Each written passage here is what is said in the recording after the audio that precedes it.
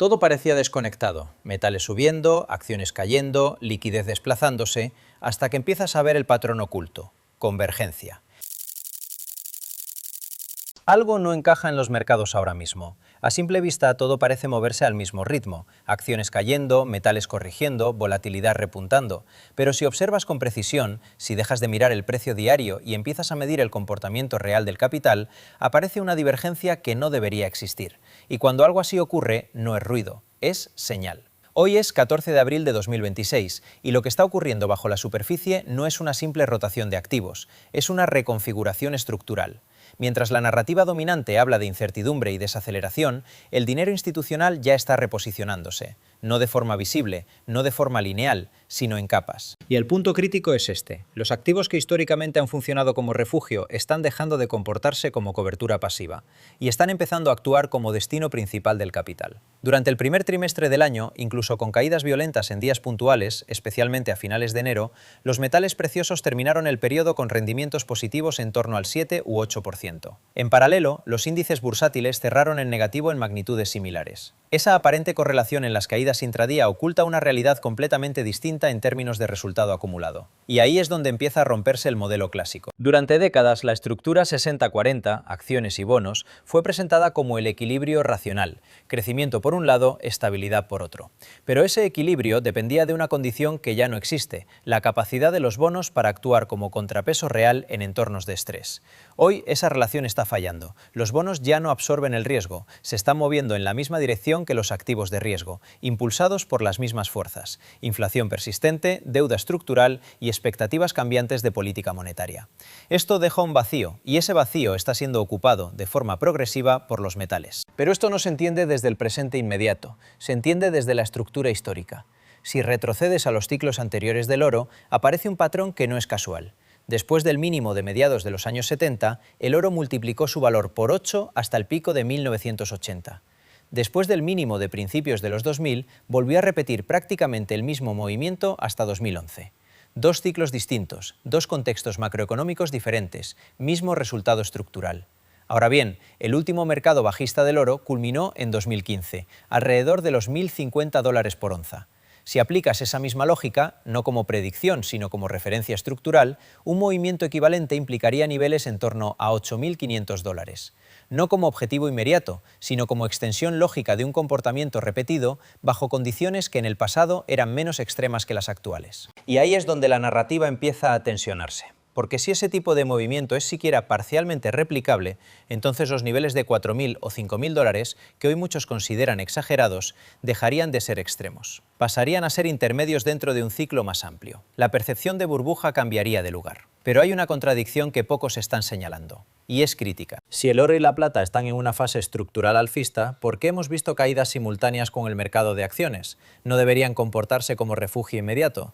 La respuesta está en el tipo de participantes que dominan cada movimiento. En eventos de liquidez, cuando hay estrés repentino, los fondos no venden lo que quieren, venden lo que pueden, y los activos más líquidos, incluidos los metales, se convierten en fuente de liquidez a corto plazo. Eso genera correlaciones artificiales que desaparecen cuando analizas horizontes más amplios. Y aquí aparece el primer punto de inflexión real. Porque cuando se eliminan esos episodios puntuales, lo que queda es una divergencia clara. El capital está saliendo de activos financieros tradicionales y está entrando en activos tangibles. No por miedo inmediato, sino por una revaluación de largo plazo sobre dónde reside el valor en un entorno de expansión monetaria. ¿Desde qué país nos estás viendo? Ese desplazamiento no ocurre en el vacío, está siendo impulsado por una combinación de factores que interactúan entre sí de forma cada vez más agresiva. Primero, los bancos centrales. No reaccionan al mercado en tiempo real, reaccionan a los datos económicos. Y esos datos, empleo, producción, consumo, tienden a deteriorarse después de que el mercado ya haya empezado a caer. Eso crea un desfase, el mercado se adelanta, la política monetaria llega tarde. Y cuando llega, lo hace con intensidad. Ese patrón ya se está formando. Los mercados comienzan a debilitarse, pero los datos aún no reflejan completamente ese deterioro. Cuando lo hagan, la presión política sobre los bancos centrales aumentará, y con ella la probabilidad de medidas más agresivas: recortes de tipos, expansión de balance, liquidez adicional. Y esa liquidez no es neutral, siempre busca un destino. En ciclos anteriores, gran parte de ese flujo terminó en el mercado de acciones, especialmente cuando éstas estaban infravaloradas. Pero hoy la situación es distinta.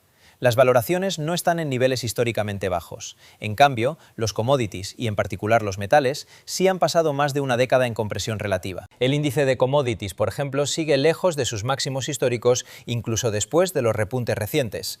Esto implica que en términos relativos siguen siendo baratos frente a otros activos. Y cuando el capital institucional identifica valor relativo en un entorno de liquidez creciente, el flujo cambia de dirección.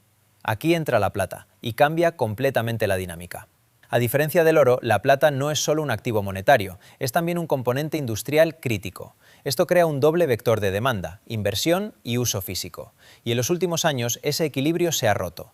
La demanda industrial ha superado la oferta de forma persistente. No es un evento puntual, es un déficit estructural. Al mismo tiempo, la relación histórica entre el precio de la plata y el oro sigue comprimida.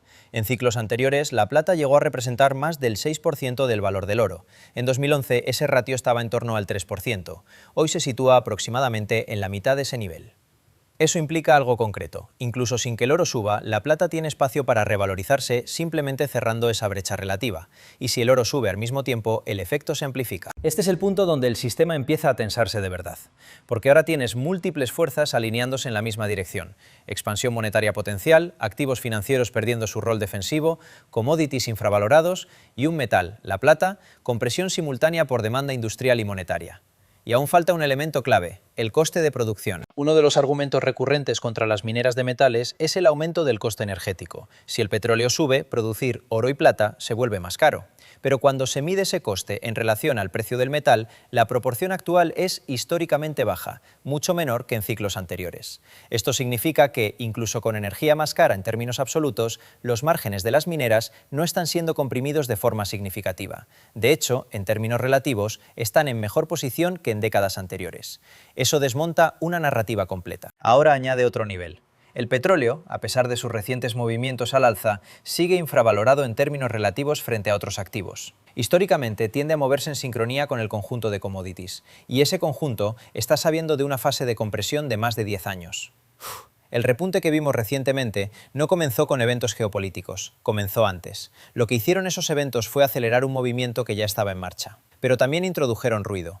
Compras especulativas, sobreextensión, volatilidad. Eso crea riesgo a corto plazo, porque cuando el movimiento se vuelve impulsado por titulares, se vuelve inestable. Y ese tipo de movimientos tienden a corregir antes de continuar. Pero esa corrección, si ocurre, no cambia la tendencia estructural, solo limpia el exceso. Y aquí es donde el análisis superficial falla, porque el mercado no se mueve por una sola variable, se mueve por la interacción de todas ellas: liquidez, valoración, oferta, demanda, posicionamiento. Y ahora mismo esas variables no están en equilibrio, están en transición. El capital minorista tiende a reaccionar a movimientos visibles. Compra cuando el precio sube, vende cuando cae. El capital institucional, en cambio, se posiciona en función de estructura. No necesita confirmación inmediata, necesita simetría. Y la asimetría hoy está en los activos que han sido ignorados durante años. Eso no implica linealidad, no implica ausencia de volatilidad, implica dirección. El escenario que se está formando no es uno de colapso inmediato, sino de desplazamiento progresivo. Las acciones pueden seguir moviéndose lateralmente o incluso rebotar en el corto plazo. Pero si la liquidez futura se dirige hacia commodities, el resultado final no será neutral, será redistributivo. Y en ese proceso, los activos que hoy parecen secundarios pueden convertirse en los principales beneficiarios. No porque alguien lo decida, sino porque el sistema lo empuja en esa dirección. Y lo que viene no es un evento puntual, es una transición de régimen. Y como todas las transiciones de régimen, no se anuncia, se revela gradualmente, a través de anomalías que la mayoría interpreta como ruido, hasta que deja de ser ruido.